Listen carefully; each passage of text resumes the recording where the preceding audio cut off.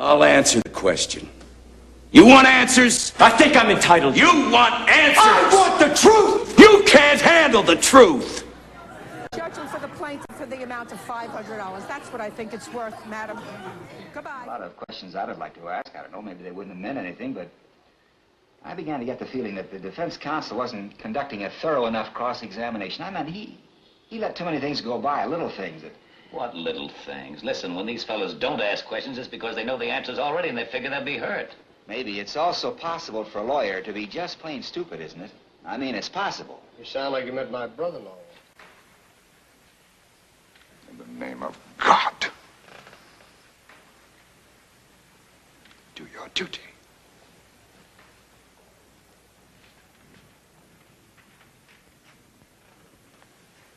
In the name of God, believe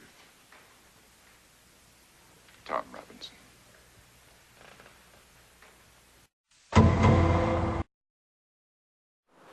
Good evening.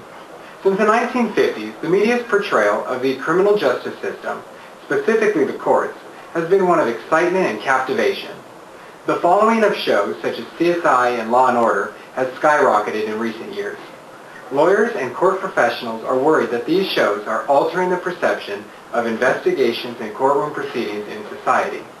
The reality, however, is one of a tedious, time-consuming, and sometimes uneventful process. This is known as the CSI Effect. The media's portrayal of the court's adversarial process affects the public's opinion of the criminal justice system and thus the jury's verdict.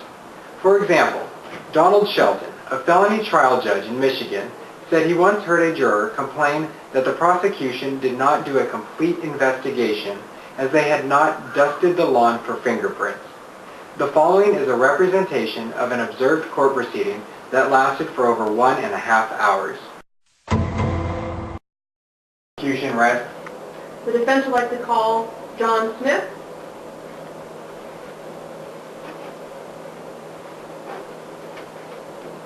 John Smith, do you swear to tell the truth, the whole truth, nothing but the truth? I do. Thank you. Can you please state your name, age, occupation for the court? John Smith, 24 years old.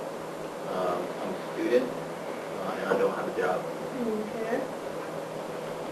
Who lives in your house, John Smith? I live in my house with my girlfriend and my daughter. My brother and my sister live there, and my mother lives there too. Does anyone else have access to your house? My stepfather does. And how long have you known your stepfather? All my life. Are your parents officially married? Don't think so. If I were to ask you to draw your house, could you draw your house? Yeah. All right, John Smith, please draw the rooms in your house.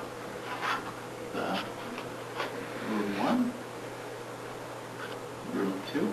It's right here. Don't enter the house. To your knowledge, through the front door to your knowledge, would you know? I don't think so. Would you know if Tyrone, your stepfather, walked into the house, to your knowledge? Maybe. Have you ever seen your mother do drugs? No. Have you ever seen her sell drugs? No. When your stepdad is around, does your mother act differently, to your knowledge? No. Questions, Your Honor. Prosecution, you may cross-examine.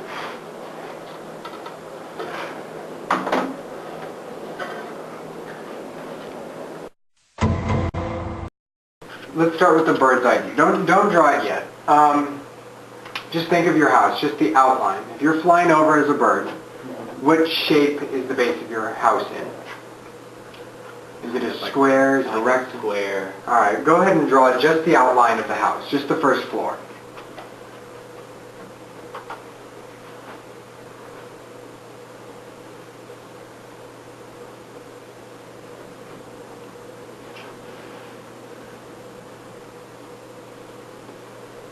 Kitchen. And where's the kitchen begin and end? Where the Around this area right here. All right, go ahead and draw it in. So is this a wall or what's in this area here? I think that's the family room. Family room? Okay, go ahead and draw that in. What's in this area over here? It's a den. A den? Alright, go ahead and draw in a den.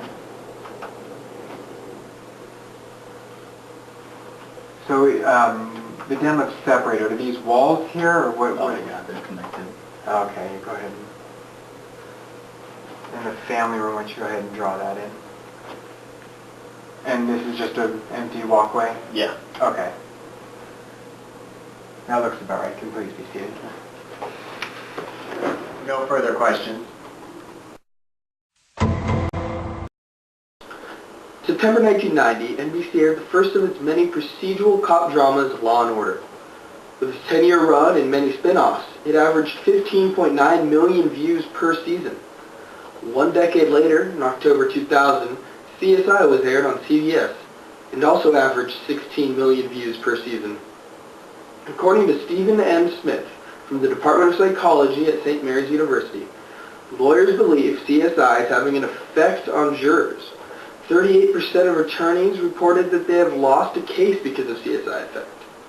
45% contend that jurors rely on scientific evidence more than they should. And 72% maintain that CSI fans exert undue influence on other jurors.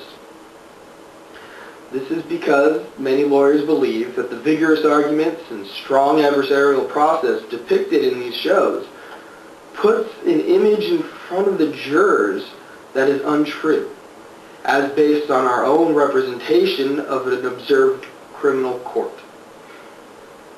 Donald Shelton, our felony trial judge in Ann Arbor, Michigan for 17 years, did a survey of prospective jurors. He found that 46% expected to see some kind of scientific evidence in every criminal case. 22% expected to see DNA. 36% expected to see fingerprint evidence in every case. And 32% expected to see ballistics or other firearms laboratory evidence in every criminal case.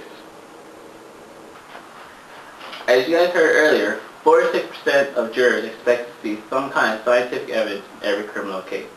According to a Philadelphia article, the case of Casey Anthony had enough DNA evidence, but because of lack of forensic evidence, the jury gave the verdict not guilty. The DNA evidence found that Kaylee, the 2-year-old daughter of Casey Anthony, was found in the trunk of Casey's vehicle. When the body was found, Casey's DNA was found on her daughter's body. Because of the DNA evidence, this should have been enough to convict Casey Anthony for the murder of her child. On May of 2010, the state of Ohio is starting to take action against CSI Effect. They are making jurors sign jury instructions that say they cannot rely on TV shows such as CSI and Law & Order. The state is telling them that they are fiction and they present unrealistic evidence to add dramatic effects to the shows. As you have seen, the media's portrayal of the court system is an inaccurate representation. The reality is that courts are not as glamorous as society is made to believe. Cases can be very uneventful, thus losing the attention of the jurors and possibly affecting the outcome of a case. The CSI Effect has impacted the current state of our criminal justice system through false representation, which has caused jurors to have unrealistic beliefs and demands while viewing a trial, ultimately leading to biases and unfair verdicts. Verdict's already in. The verdict is in, Frank. But the jury is out.